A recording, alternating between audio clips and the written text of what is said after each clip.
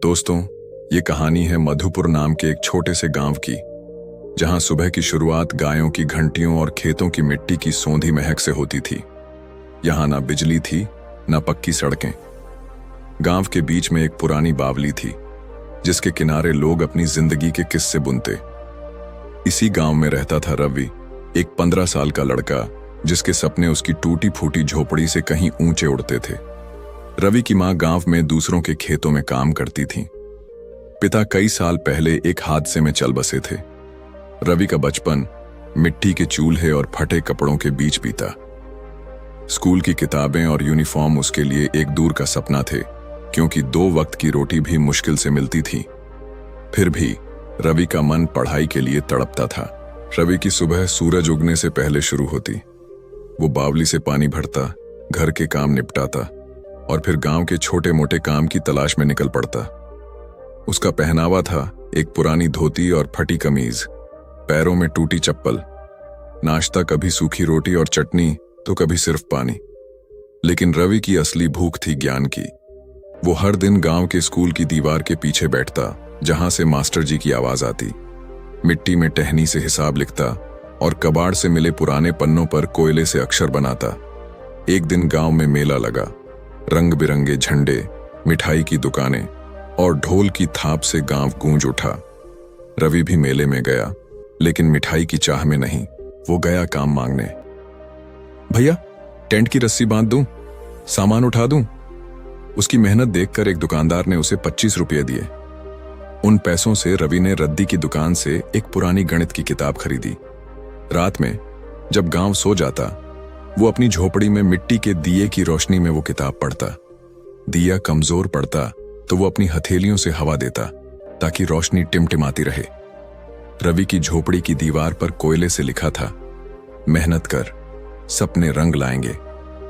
बारिश की रातों में जब छत टपकती, वो अपनी किताबों को बचाने के लिए खुद भीग जाता। उसकी आंखों में एक चिंगारी थी, जो कहती थी कि वो अपने सपनों को कभी नहीं छोड़ेगा। एक दिन गांव के स्कूल में एक खास मौका आया। एक सरकारी योजना के तहत ऐलान हुआ कि गांव के सबसे मेहनती और होशियार लड़के को स्कूल में मुफ्त पढ़ाई, किताबें और यूनिफॉर्म मिलेंगे। इसके लिए एक टेस्ट होना था। गांव के सारे बच्चे तैयार थे, लेकिन रवि तो स्कूल का हिस्सा भी नहीं था। फिर भी उसने हिम्मत नहीं हारी। मास्टर जी ने उसकी मेहनत देखी और उसे टेस्ट देने की इजाजत दी। टेस्ट का दिन आया। रवि फटी धोती और टूटी चप्पल में स्कूल पहुंचा। उसके पास सिर्फ एक पुरानी पेंसिल और कुछ कबाड़ी पन्ने थे। सवाल कठिन थे, लेकिन रवि ने हर सवाल को अपनी मेहनत से हल किया। उसे वो रातें याद थीं जब वो दिए की रोशनी में पढ़ता था। उसे वो दिन याद थे जब वो खेतों में काम करते हुए भी दिमाग में विज्ञान के सवाल हल करता था। 10 दिन बाद रिजल्ट आया। स्कूल की बावली के पास एक कागज टंगा। मास्टर जी ने नाम पढ़ा, रवि कुमार, 33%।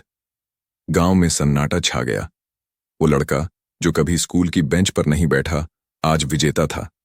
सरकारी अफसर ने रवि को मंच पर बुलाया, उसके गले में माला डाली और स्कॉलरशिप का सर्टिफिकेट दिया। मास्टर जी ने कहा, इस लड़के ने साबित कर दिया कि मेहनत की चिंगारी से बड़ा कोई सूरज नहीं। उस दिन से रवि स्कूल का छात्र बन गया। उसे नई किताबें, यूनिफॉर्म और एक जोड़ी नए जूते मिले। गांव वालों ने उसकी झोपड़ी को पक्का करवाया। अब वो बावली के किनारे बच्चों को पढ़ाने बैठता। एक बच्चे ने पूछा, भैया, आपने इतना कैसे कर लिया? रवि मुस्कुराया और बोला, मैंने सिर्फ मेहनत की चिंगारी जलाई और अंधेरा खुद रास्ता दे गया। दोस्तों, रवि की कहानी हमें सिखाती है कि मेहनत और हिम्मत से कोई सपना बड़ा नहीं। अगर इरादे पक्के हों तो किस्मत भी झुक जाती है। अगर आपको ये कहानी पसंद आई तो इसे लाइक करें, शेयर करें और हमारे YouTube चैनल बोधि प्रवाह को सब्सक्राइब करना ना भूलें। धन्यवाद।